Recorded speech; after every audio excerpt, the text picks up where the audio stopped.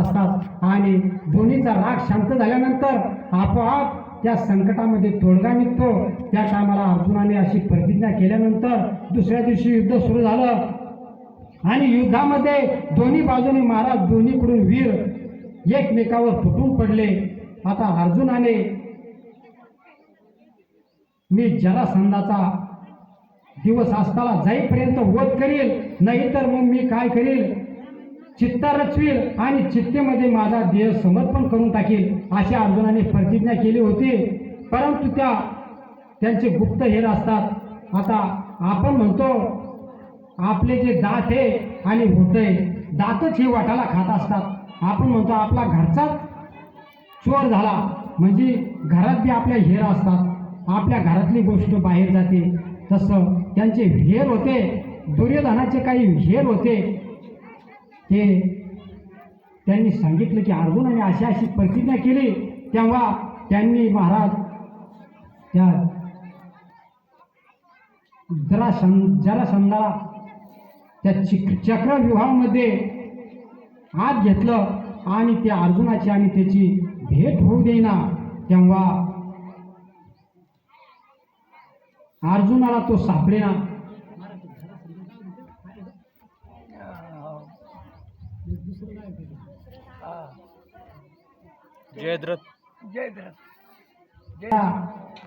जयद्रथाचं महाराज तोंड अर्जुनाच्या तोंडावर येऊ देईना आणि अर्जुनाच्या तो नजर पडेना. आता दिवस 3 वाजले, 4 वाजले, परंतु अजून सुद्धा जयद्रथ पुढे येत नाही. त्या टायमाला अर्जुनाला सुद्धा संकट पडलं की आता आपल्याला चितेमध्ये उडी मारणार आणि आपलाच नाश होणार, असं अर्जुनाला वाटू लागला. अर्जुनाचं मरण अर्जुनाला दिसू लागलं. तेव्हा महाराज भगवंत पाठीराखा होता, हनुमंतराय ध्वजस्तंभावरी हनुमंत आणि भगवंत महाराज घोड्याचे लगाम हातामध्ये होते. ज्या टायमाला अर्जुन गेला आणि दुर्योधन गेला, भक्त कसा असतो महाराज, हा पायापाशी असतो. हनुमंतराय भोलेनाथाच्या पायापाशी आहे आणि भक्ती आणि शक्ती संत हे बलदेवदास महाराज त्यांच्या पायाशी आहे. तसा अर्जुन हा देवाचा भक्त होता. आणि भक्त महाराज कसे असतात, ज्या टायमाला मच्छिंद्रनाथाचा आणि भोलेनाथाचा जो वीरभद्र होता, दोघांचं युद्ध झालं. त्या टायमाला असं घनघोर युद्ध झालं. कशामुळं की गोरक्षनाथाचं आणि वीरभद्राचं, मच्छिंद्रनाथाचे जे हाडं होते ते त्यांनी कैलासाला नेऊन टाकले. परंतु गोरक्षाच्या सांभाळे मच्छिंद्रनाथाचा देह होता. परंतु घरातले जे हेर असतात, ती जी भक्ती करणारी ती त्यांनी गुरवीण होती, त्या गुरविणीने त्या राणीला सर्व वृत्तांत सांगितला. मच्छिंद्रनाथ त्या त्रिविक्रम राजाच्या देहामध्ये त्यांनी संचार केलेला होता, अशी वार्ता समजल्यानंतर त्या मच्छिंद्रनाथाचं खांड करून ते शरीर त्यांनी कैलासाला नेऊन ठेवलं. आणि गोरक्षनाथाचं आणि वीरभद्राचं ज्या टायमाला युद्ध झालं, त्या टायमाला भोलेनाथ आले. भोलेनाथ गोरक्षनाथाची विनंती करू लागले की माझा वीरभद्र कुठे आहे. त्या टायमाला भक्त कसा असावा, वीरभद्र सुद्धा महाराज भोलेनाथाचा असा भक्त होता की त्याच्या कंठामध्ये भोलेनाथाचं ओम नमः शिवाय नमः शिवाय, हर हर भोले नमः शिवाय, नमः शिवाय नमः शिवाय, हर हर भोले नमः शिवाय, असा त्या वीरभद्राचे जिथं महाराज हाडं पडलेले होते त्या ठिकाणी जाऊन एक हाड कानाला लावलं तर त्या वीरभद्राचं नाव हाड ओम नमः शिवाय, ओम नमः शिवाय असे अनेक भक्त होऊन गेले. तेव्हा त्या वीरभद्राचे हाडं आणले आणि वीरभद्र आणि सर्व नवनाथांना संजीवनी विद्या होती, सर्व सैन्य महाराज जिवंत केलं. असा भक्त होता. आणि असे अनेक भक्त आहेत. जनाबाईच्या गावऱ्या सुद्धा विठ्ठल विठ्ठल म्हणायच्या. आणि चोखा महाराज जे होते, चोखा महाराजाची सुद्धा हाडं महाराज विठ्ठल विठ्ठल म्हणायचे. असे अनेक भक्त होऊन गेले. आपला विषय चालला होता की गोरक्षनाथाने डोळा काढून दिला आणि त्या माऊलीला घाबरत सुटलं की आपण याला डोळा काढून दे म्हणलं, याने डोळा काढून दिला. तिने वडे गडबड सरबड वडे केले, तो डोळा सुद्धा दिला आणि ते वडे जाय म्हणी बाबा माझ्यावरचं संकट गेलं. गोरक्षनाथ असा डोळा एका हाताने दाबून धरला आणि मच्छिंद्रनाथापुढं आणून ते वडे ठेवले. परंतु मच्छिंद्रनाथ पाहायला लागले की याने असा एक डोळ्याला हात का लावला. तेव्हा मच्छिंद्रनाथाने विचारलं, हे गोरक्षा काय झालं. तेव्हा गोरक्षनाथ सांगेना, महाराज गुरु महाराज तुम्ही अगोदर वडे खा तेव्हा मी तुम्हाला सांगतो. परंतु गुरु म्हणायचे तू मला अगोदर सांग तेव्हा मी वडे खाईल.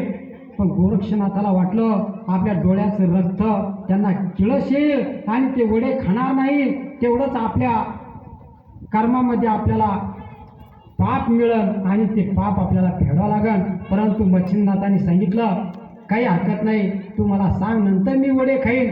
तेव्हा गोरक्षनाथांनी सांगितलं की गुरु महाराज अशी अशी हकीकत घडली, त्या माऊलीने मला डोळा मागितला. तेव्हा ही परीक्षा होती. गुरु हा भक्ताची परीक्षा पाहत असतात. आणि मच्छिंद्रनाथाने गोरक्षनाथाला संजीवनी मंत्राने तो जो डोळा होता तो ज्या ठिकाणी त्या ठिकाणी बसला आणि रक्तस्राव बंद झाला आणि आंधळ्या दृष्टी देतो, दोन्ही नेत्र आंधळे आणि धर्म जागो सदैवाचा जोबा पर उपकारी. भगवंत असे आहे, पर उपकार करणारे आहे. मच्छिंद्रनाथाचा हा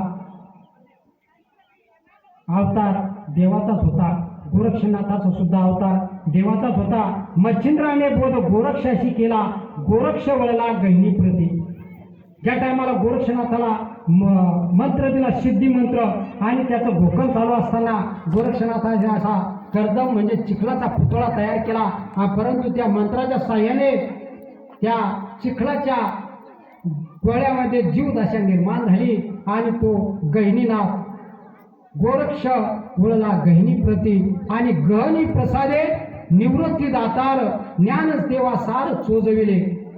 गहिनीनाथाने निवृत्तीनाथाला बोध केला आणि नंतर निवृत्तीनाथ हे गुरु ज्ञानेश्वर महाराजांचे गुरु झाले. ज्ञानदेवा सार चोजविले. सार जर समजा आपण एखादी भाजी केली आणि त्यामध्ये जर मीठ टाकलंच नाही तर त्या भाजीची चव लागत नाही. तसं महाराज माऊलींनी सर्व ज्ञान प्राप्त करून घेतलं आणि ज्ञान प्राप्त झाल्यानंतर आता ती सर्व हकीकत तुम्हाला माहीत आहे. ज्या टायमाला विठोबा पंत होते त्यांचं एवढं ज्ञान होतं की जो समजा माणूस देवाचं भजन करतो त्याच्या आपोआप चेहऱ्यावर तेज उमटतं. तसं त्या विठ्ठल पंथाच्या चेहऱ्यावर तेज होतं आणि ते माऊलीच्या दरबारामध्ये आळंदीला जाऊन बसले आणि त्या सिद्धेश्वराच्या पायरीवर बसल्यानंतर तिथे सिद्धोपंत आले आणि सिद्धोपंत आल्यानंतर त्यांनी पाहिलं सद्गुणी माणूस आहे, सद्गुणी मुलगा आहे, ज्ञानी आहे. तेव्हा त्यांना देवाने स्वप्नामध्ये भेट दिली आणि त्यांनी ती रुक्मिणी विठ्ठल पंताला देऊन टाकली. आणि नंतर महाराज त्यांच्या ठिकाणी वैराग्य होतं. विठ्ठल पंत असे होते, वैराग्य प्राप्त झालं आणि त्यांना वाटायचं की आपण या संसाराच्या गाड्यामध्ये नाहक फसलो. नंतर त्यांना पश्चाताप व्हायचा. रुक्मिणी मातेला म्हणायचे की हे रुक्मिणी मला संन्यास घ्यावासा वाटतो. परंतु रुक्मिणी म्हणायची अहो तुमचं आता लग्न झालेलं आहे आणि तुम्ही जर संन्यास घेतला तर मी कुठं जायचं, माझे 2 आई वडील आहे.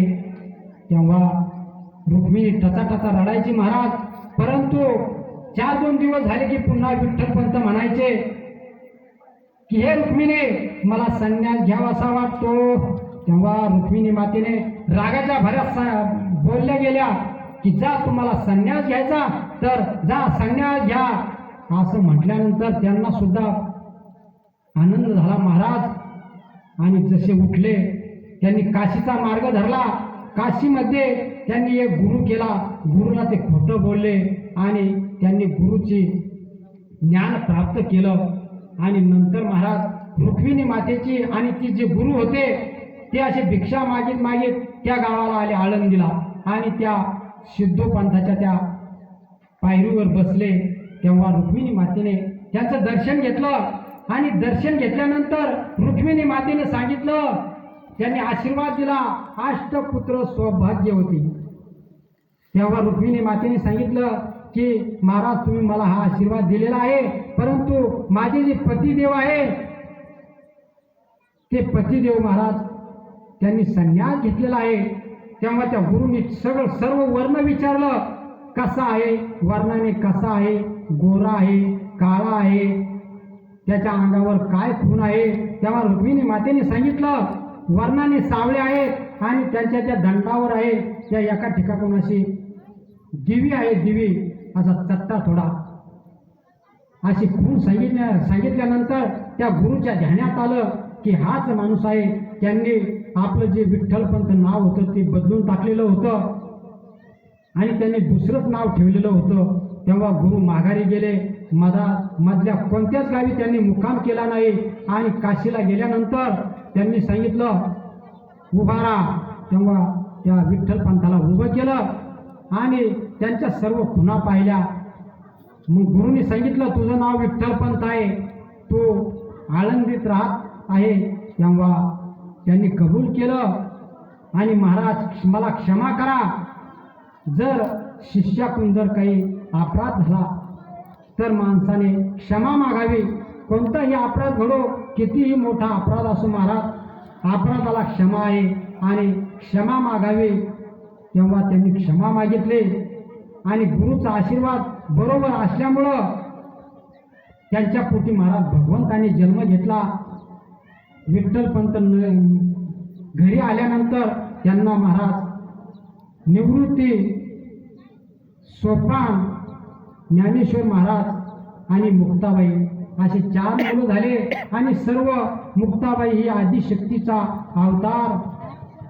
आणि ज्या टायमाला माऊलीने कसं ज्ञान प्राप्त केलं, जे नवनाथ आहे मच्छिंद्र गोरक्ष यांची सर्व विद्या माऊलींकडे होती.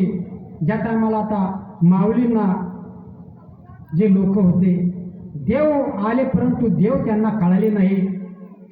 माऊलींना त्रास दिला, त्यांचं झोपडी महाराज गावाच्या बाजूला, परंतु ज्याच्याजवळ दया क्षमा शांती नाही तो देवाला ओळखू शकत नाही, आणि ज्याच्याजवळ दया क्षमा शांती आहे तोच महाराज देवाला ओळखू शकतो. आणि या कलियुगामध्ये नाम संकीर्तन साधन पै सोपे, जळतील पाठे जन्मांतरीचे, नलगती सायास दावे वनंतरा, सुखे येतो घरा नारायण. तेव्हा माऊलीने सांगितलं आहे की या कलियुगामध्ये नाम संकीर्तनापेक्षा काहीच मोठं नाही. तेव्हा माणसाने नाम हे आपल्या कंठामध्ये धारण करावं. तसं माऊलींना लोकांना त्रास दिला, आणि ज्या टायमाला काही जर समजा दुखणं आलं, एक वेळेस मुक्ताबाईला ताप आली आणि पहिले असे घरोघर वैद्य होते. विठ्ठलपंत गेले आणि त्या वैद्याला विचारलं की आमच्या मुलीला थोडी ताप आलेली आहे. तेव्हा महाराज तिथे एक दुसरा माणूस आला आणि त्याने सांगितलं या संन्याशाच्या कार्ट्यांना औषध देता तुम्ही. परंतु ते महाराज पाच पंथाची कमिटी असायची आणि जो मुख्य असायचा त्याला महाराज भेट असे, त्याच्यासमोर सर्व न्याय व्हायचा, आणि त्यामुळे त्या वैद्याने औषध दिलं नाही. महाराज मुक्ताबाईची ताप, त्या आदिशक्तीचा अवतार आपोआप शांत झाली. असा लोकांनी त्यांना त्रास दिला, परंतु मुक्ताबाई, ज्ञानेश्वर महाराज, निवृत्तीनाथ, सोपानदेव असे तीर्थयात्रा करीत करीत चांगदेवाच्या भेटीला गेले. आणि चांगदेवाच्या भेटीला गेल्यानंतर चांगदेव असे होते, त्यांचं आयुष्य 1400 वर्षाचं होतं, परंतु त्यांनी गुरु न केल्यामुळं त्यांना ज्ञान प्राप्त होत नव्हतं. परंतु त्यांचं फक्त तपाच्या जोरावर त्यांनी डोळे उघडले की लोक काय करायचे, जो माणूस मरण पावला तो तिथे आणून टाकायचा, आणि त्यांनी डोळे उघडले म्हणजे ते माणसं जिवंत व्हायचे. असे ते चांगदेव होते. चांगदेव 65 त्यामध्ये सर्व उल्लेख आहे. आणि मुक्ताबाई त्या ठिकाणी आल्या आणि असे भरपूर असे मरण पावलेले लोक त्यांनी आणून टाकलेले होते. चांगदेव महाराज हे तपाला बसलेले होते, परंतु मुक्ताबाईने सर्व हकीकत विचारली. तेव्हा निवृत्तीनाथ महाराजांनी सर्व हकीकत सांगितली. हे चांगदेव आहे आणि हे 1400 वर्षाचे आहे.